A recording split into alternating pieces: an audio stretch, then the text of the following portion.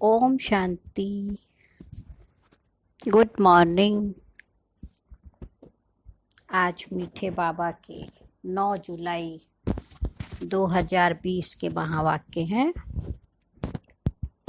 बाबा ने कहा, मीठे बच्चे, जब समय मिले तो एकांत में बैठकर विचार करो।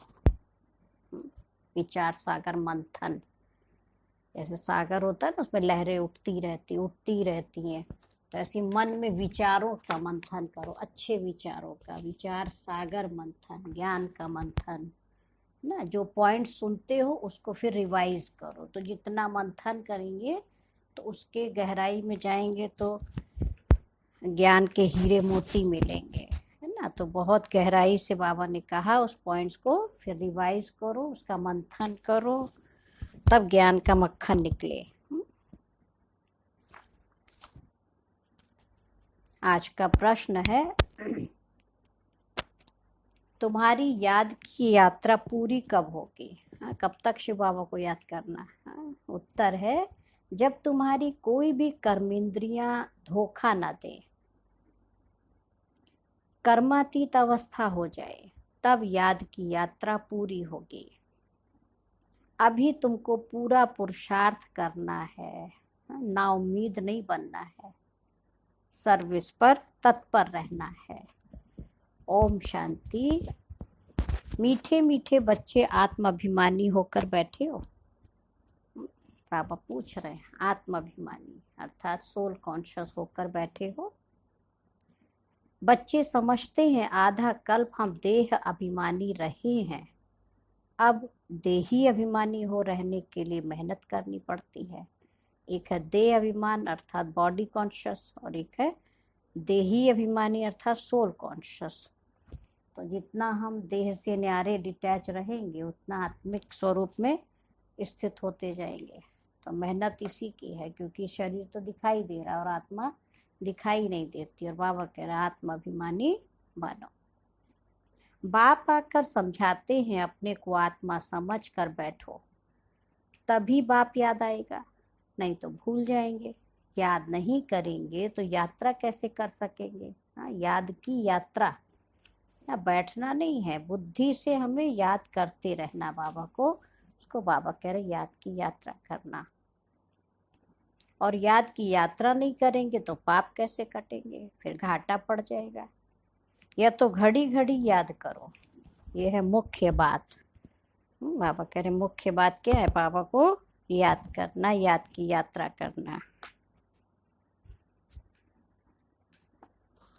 बाप तो अनेक प्रकार की युक्तियां बतलाते हैं, रॉन्ग क्या है राइट क्या है वो भी समझाया है। बाप तो ज्ञान का सागर है, भक्ति को भी जानते हैं। बच्चों को भक्ति में क्या क्या करना पड़ता है समझाते हैं। ये यज्ञ तप आदि करना, ये सब भक्ति मार्ग है। भल बाप की महिमा करते हैं परंतु उल्टी, वास्तव में कृष्ण की महिमा भी पूरी नहीं जानते। हर एक बात को समझना चाहिए ना। जैसे कृष्ण को वैकुंठनाथ कहा जाता है। अच्छा, बाबा पूछते हैं कृष्ण को त्रिलोकीनाथ कहा जा सकता है?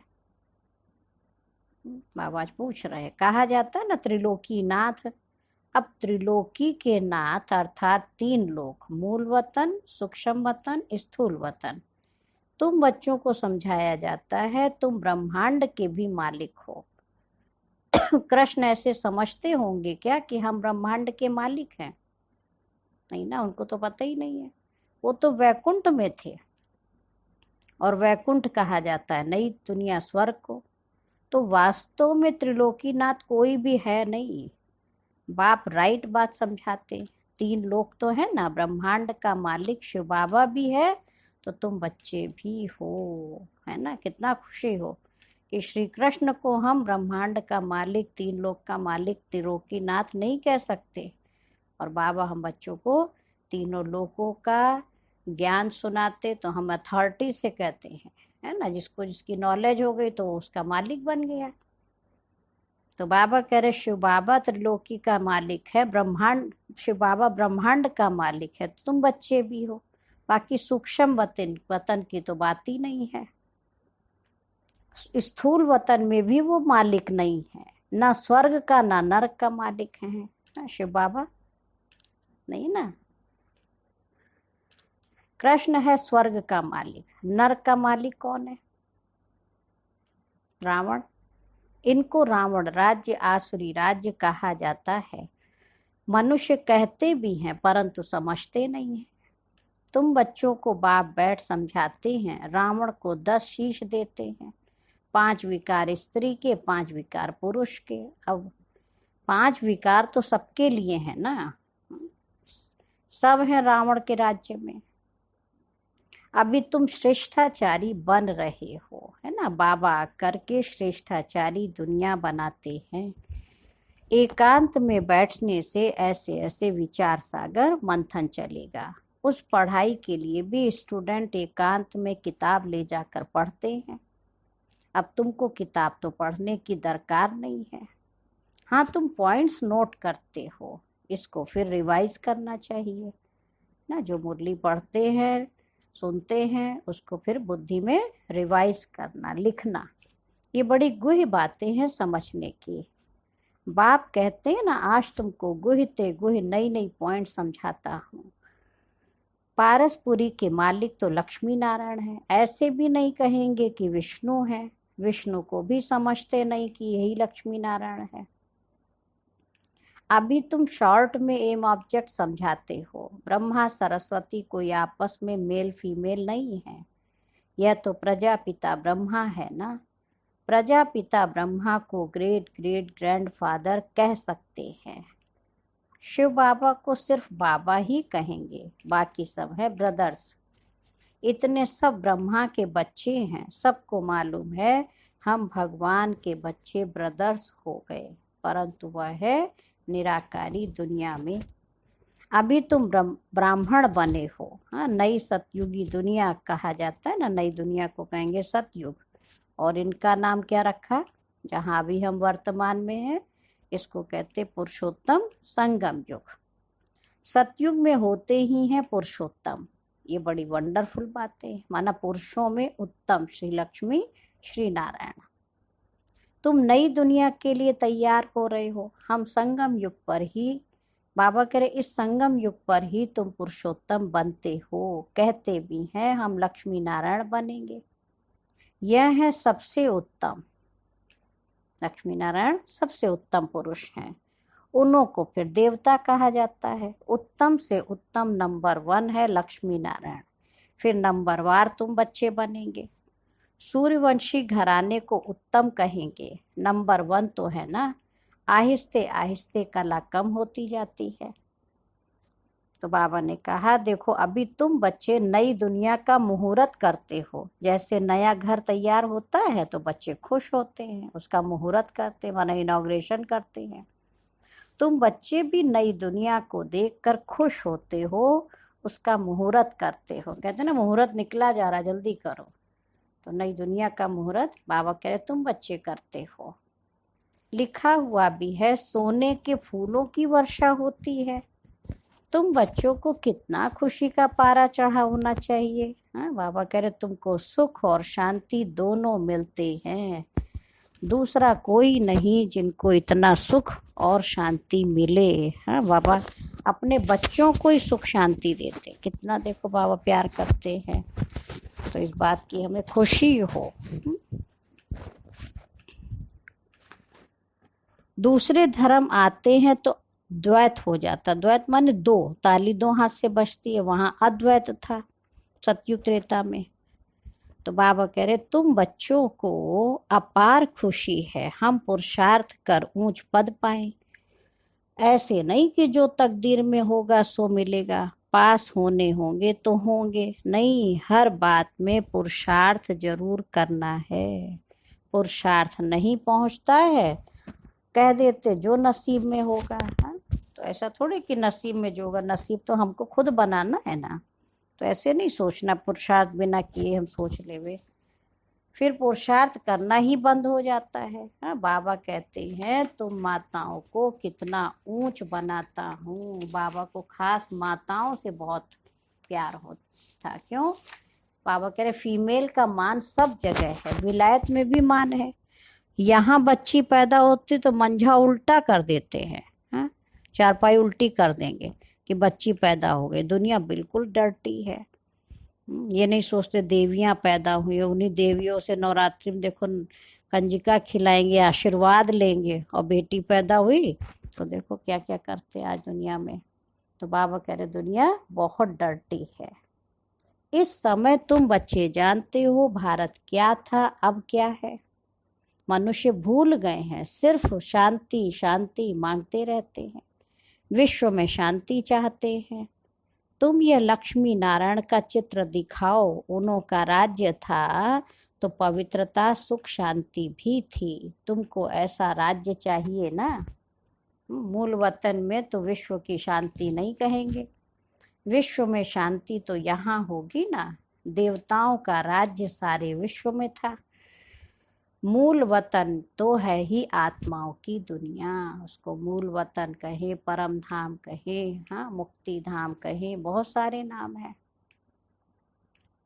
मनुष्य तो ये भी नहीं जानते कि आत्माओं की दुनिया होती है। बाप कहते हैं हम तुमको कितना ऊंच पुरुषोत्तम बनाता हूँ, ये समझाने की बात है। ऐसे नहीं रड़ियाँ मारेंगे भगवान आया है। हाँ, रड़ियाँ मारना माना चिल्लाना, शोर मचाते ना, देखो देखो कौन आया, हाँ, या खूब जोर से। तो भगवान आया कहेंगे तो कोई मानेगा नहीं, और ही गाली खाएंगे और खिलाएंगे, कहेंगे बीके अपने बाबा को भगवान कहती है। तो ऐसे सर्विस नहीं होती है। बाबा युक्ति बताते रहते हैं। कमरे में 8-10 चित्र दीवार में अच्छी रीति लगा दो, बाहर में लिख दो, बेहद के बाप से बेहद सुख का वर्षा लेना है अथवा मनुष्य से देवता बनना है तो आओ हम आपको समझाएं। तो ऐसे बहुत आने लग पड़ेंगे, आप ही आते रहेंगे। हाँ, विश्व में शांति तो थी ना। तो ये सब बातें लिखनी, बाकी भगवान आया लिखेंगे तो कहेंगे देखो, हाँ, इनको क्योंकि साकार में तो ब्रह्मा बाबा का ही चित्र दिखाई देता है ना, तो सोचेंगे अपने बाप दादा को भगवान कहती हैं। तो बाबा युक्ति बताते हैं ना, कैसे से बाहर लिखो, बोर्ड लगाओ, हाँ, कि बेहद के बाप से सुख शांति का वर्षा लेना है या मनुष्य से देवता बनना है तो आओ हम आपको समझाएं, और अंदर चित्र लगा दो अच्छे अच्छे। शिव बाबा आते हैं, बाबा ने कहा विश्व में शांति वह तो भगवान ही कर सकते हैं। शिव बाबा आते हैं, जरूर सौगात लाते होंगे। हाँ, बच्चों के लिए गिफ्ट नहीं लाएंगे, बाबा इतनी दूर से आया बच्चों से मिलने। एक ही बाप है जो इतना दूर से आते हैं, और यह बाबा एक ही बार आते हैं। इतना बड़ा बाबा 5000 वर्ष के बाद आते हैं। अब मुसाफरी से लौटते हैं तो बच्चों के लिए सौगात ले आते हैं।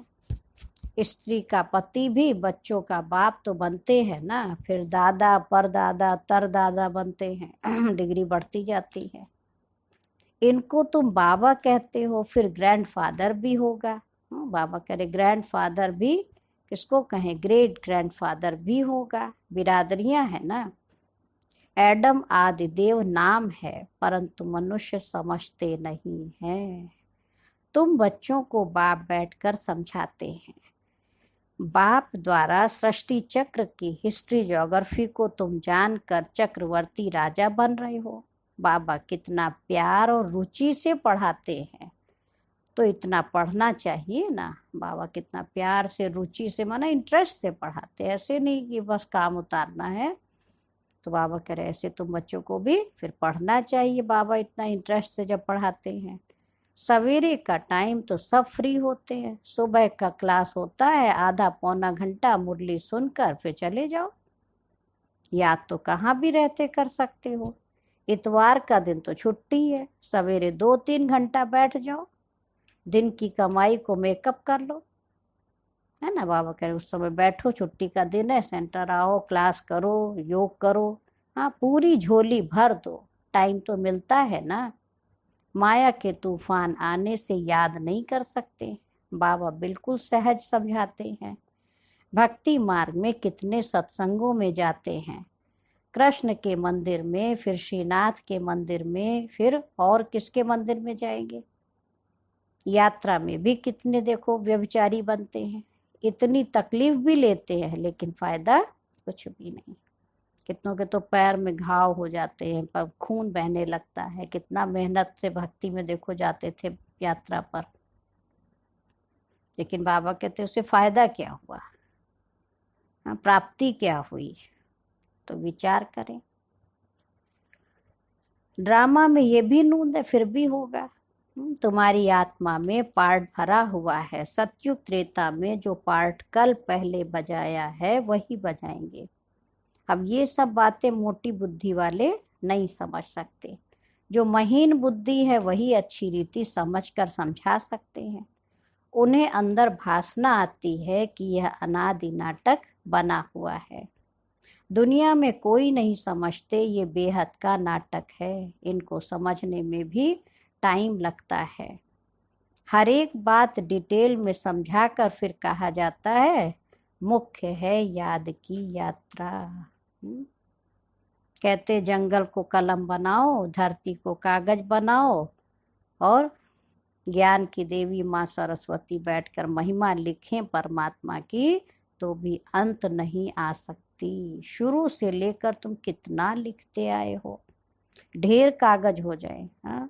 36 से ज्ञान शुरू हुआ, बाबा की पधरामणि हुई, और तब से लेकर देखो दादियों ने, बहनों ने, हम सब ने कितनी डायरियां मुरली की लिख लिख करके देखो रखी होंगी। कितना ढेर हो जाए कागज का।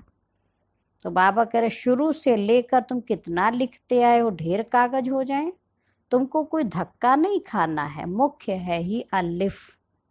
धक्का खाना माना कहीं इधर उधर भटकने की अब जरूरत नहीं है, क्योंकि हमको बाबा मिल गया। तो बाबा कह रहे मुख्य बात है अलिफ, माना अल्लाह परमात्मा को याद करने की। बाप को याद करना है। यहाँ भी तुम आते हो शिव बाबा के पास। शिव बाबा इनमें प्रवेश कर तुमको कितना प्यार से पढ़ाते हैं। कोई भी बड़ाई नहीं है। बाबा कहते हैं मैं आता हूँ पुराने शरीर में।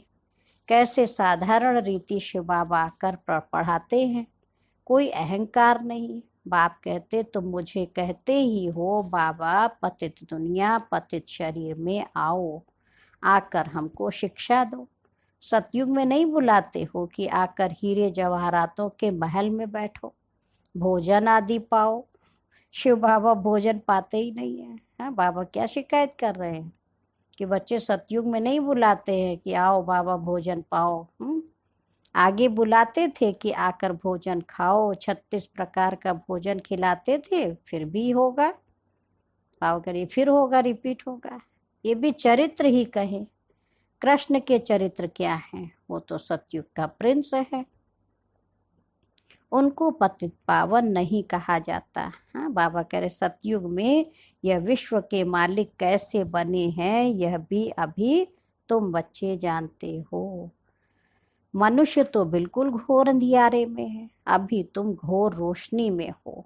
बाप आकर रात को दिन बना देते हैं।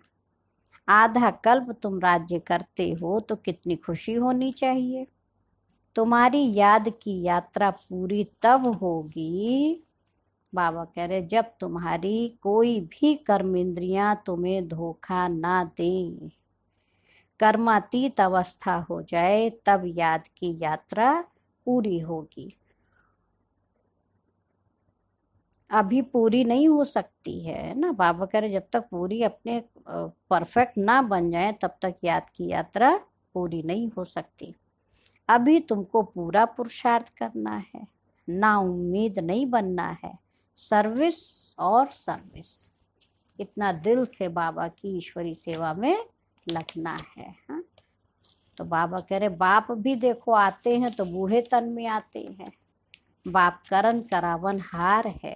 बच्चों के लिए कितना फिक्र रहता है, ये बनाना है, मकान बनाना है।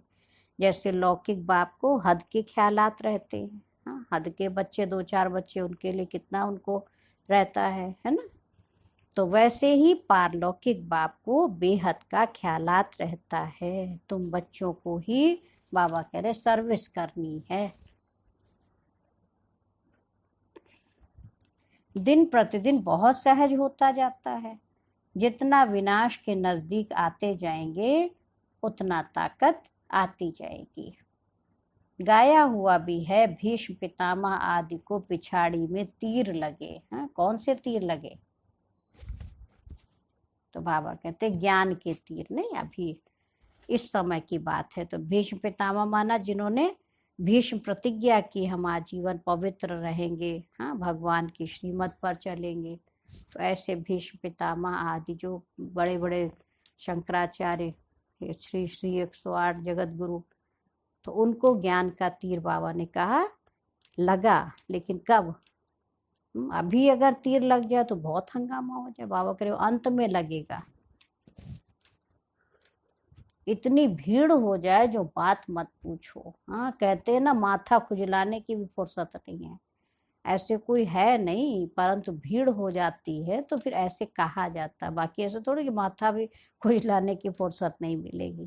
जो कहावत कही जाती है ना कि जब इन्हों को तीर लग जाए तो फिर तुम्हारा प्रभाव निकलेगा। हाँ, दादियों ने तो वो भी सेवा किया। बड़े बड़े जगत गुरु सब संत समागम होता था तो धर्म गुरुओं का, तो दादियों ने देखो सेवा किया, धार्मिक प्रभाग की। अपनी गंगे दादी ने बहुत सेवा किया। हरिद्वार, ऋषिकेश, बनारस, तो दादी वहाँ बहुत बड़े बड़े संत महंतों को मधुबन भी लेके गए। तो बाबा कह रहे बस तुम्हारा काम है, सब बच्चों को बाप का परिचय मिलना तो है ना। तो ये ज्ञान का तीर बाबा ने कहा सबको लगना है अंत में।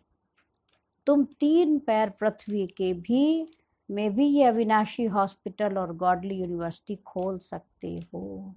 पैसा नहीं है तो भी हर्जा नहीं है। चित्र तुमको मिल जाएंगे। सर्विस में मान अपमान, दुख सुख, ठंडी गर्मी सब सहन करनी है। किसको हीरे जैसा बनाना कम बात है क्या? हाँ, हीरे जैसा बच्चों को बना दे, इतनी मेहनत करे, तो बाबा करे कम बात नहीं है। मेहनत तो लगती है हर बात में।